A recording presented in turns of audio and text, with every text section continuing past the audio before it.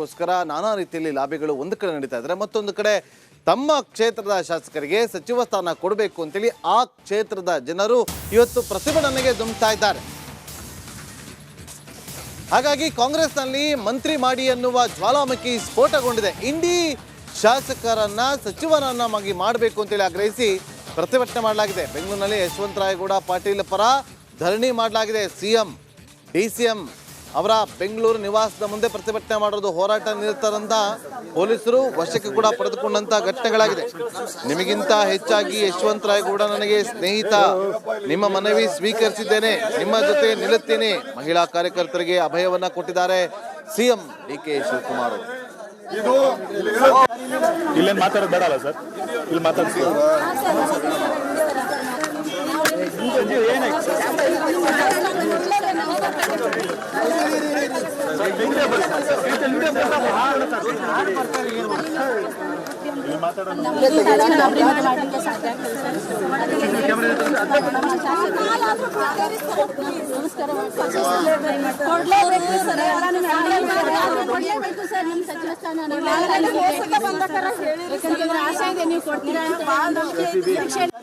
ಇಲ್ಲೇನು ಮಾತಾಡೋದು ಬೇಡ ಅಲ್ಲ ಸರ್, ಇಲ್ಲಿ ಮಾತಾಡ್ತೀವಿ.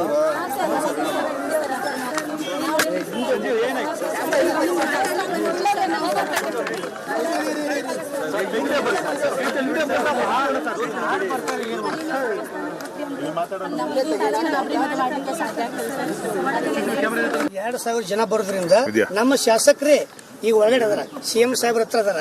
ಅವ್ರೇ ನಮ್ಮ ಶಾಸಕರೇ ಹೊರಗಡೆ ಬಂದು, ಇಲ್ಲ ನೀವು 2,000 ಜನ ಬಂದಿರಿ, ಇಲ್ಲಿ ಬಹಳ ಎಲ್ಲ ನೀವು ನಿಂತ್ಕೊಂಡು ಇದು ಮಾಡಿದ್ರೆ ಸಿಎಂ ಅವ್ರಿಗೆ ಮನಸ್ಸಿಗೆ ನೋವಾಗ್ತಿರ್ತದ, ಅದಕ್ಕೆ ನೀವು ಎಲ್ಲರೂ ಕುಡ್ಕೊಂಡು ಒಂದು ಪ್ಲೇಸ್ ನಮ್ಗೆ ಟೈಮಿಂಗ್ ಕೊಟ್ಟರು 1:30 ಮಧ್ಯಾಹ್ನ 1:30 ಟೈಮಿಗೆ ಇಂಥ ಜಾಗನ ಬಾತೇಳಿ ನಮ್ಮ ಶಾಸಕರು ನಮ್ಮ ಹಂತಕ್ಕೆ ಬಂದು ಎಲ್ಲ ಹೇಳಿ, ನೀವೇನು 3-4 ಮಂದಿ ಒಳಗೆ ಬಂದಿರಲ್ಲ, ಎಲ್ಲರೂ ಬಿಟ್ಟಿಲ್ಲ ಮೇಡಮ್, ನಮಗೆ ಒಂದು 5-6 ಮಂದಿ ಅಷ್ಟೇ ಒಳಗೆ ಬಿಟ್ಟರು ಸಿಎಂ ಸಾಹೇಬ್ರಿಗೆ, ನಮ್ಮ MLA ಭೇಟಿ ಆಗ್ಲಿಕ್ಕೆ ನಾವು ಇಷ್ಟೇ ಬಂದು ಮಾತಾಡಿದೀವಿ. ಅದಕ್ಕೆ ಸಾಹೇಬರು 1:30 ಗಂಟೆಗೆ ತಾವೆಲ್ಲ ಜನರಿಗೆ ಕರ್ಕೊಂಡು ಇಂಥ ಜಾಗನ ಬರ್ರಿ, ಅಲ್ಲಿ ಸಿಎಂ ಸಾಹೇಬ್ರು ಮಾತು ಕೊಡ್ತಾರೆ, ನಾವು ಬರ್ತೀವಿ, ಎಲ್ಲರೂ ಬರ್ತೀವಿ, ಸಿಎಂ ಸಾಹೇಬ್ರು ಏನ್ ಹೇಳ್ತಾರೆ ಕೇಳೋಣ.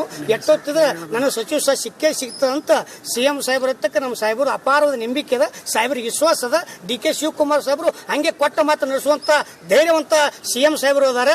ಹೆಂಗ ಅವರು ಸಿದ್ದರಾಮಯ್ಯ ಸಾಹೇಬ್ರ ಕಡೆಯಿಂದ ಸಚಿವ ಸ್ಥಾನ ಕೊಟ್ಟ ಮಾತಿನ ತಗೊಂಡಾರ, ಅವರು ಸಿಎಂ ಸಾಹೇಬ್ರು ಕೂಡ ಹೆಂಗ್ ಕೊಟ್ಟ ಮಾತಿನಂತೆ ಬಿಟ್ಟು ಕೊಟ್ಟಾರ, ಅದೇ ಪ್ರಕಾರ ನಮ್ಮ ಜಿಲ್ಲೆಯಲ್ಲಿ ಕೂಡ ನಮ್ಮ ಶಾಸಕರಿಗೆ ಏನ್ ಸಚಿವ ಸ್ಥಾನ ಬಿಟ್ಟು ಕೊಡ್ತೀವಂತ ಬಿಜಾಪುರ ಜಿಲ್ಲೆಯಿಂದ ಆಗ್ಯದ.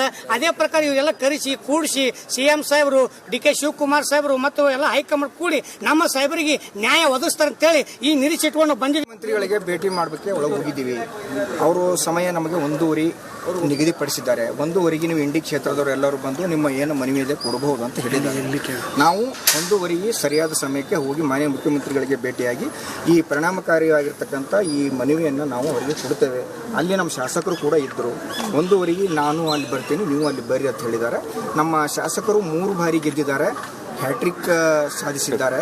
ಮತ್ತು ಮಹಾರಾಷ್ಟ್ರ ಬಾರ್ಡರ್ ಇರೋದ್ರಿಂದ ನಮ್ಮ ಕ್ಷೇತ್ರ ಅಭಿವೃದ್ಧಿ ಆಗಲಿಕ್ಕೆ ಅಲ್ಲಿ ಅಭಿವೃದ್ಧಿ ಆಗಬೇಕಾದ್ರೆ ಮಂತ್ರಿ ಸ್ಥಾನ ಕೊಟ್ಟರೆ ಹೆಚ್ಚಿನ ಅನುದಾನ ಬರುತ್ತೆ ಮತ್ತು ಮೇಲೆ ಅಭಿವೃದ್ಧಿ ಮಾಡೋಕ್ಕೆ ಸಾಧ್ಯ ಇದೆ. ವಿಜಯಪುರ ಜಿಲ್ಲೆ ಪೂರಾ ಅಖಂಡ ಜಿಲ್ಲೆ ಮತ್ತು ಅಖಂಡ ಡಿಸಿಎಂ ಪರಮೇಶ್ವರ್ ಅವರ ನಿವಾಸದ ಬಳಿ ಇಂಡಿ ಕ್ಷೇತ್ರದ ಮತದಾರರು ಪ್ರತಿಭಟನೆಯನ್ನ ರಸ್ತೆ ತಡೆಯನ್ನ ಮಾಡಿದ ಬಳಿಕ ಈಗ ಸಿಎಂ ಡಿಕೆ ಶಿವಕುಮಾರ್ ಅವರ ಮನೆ ಬಳಿ ಬಂದಿರುವಂತದ್ದು.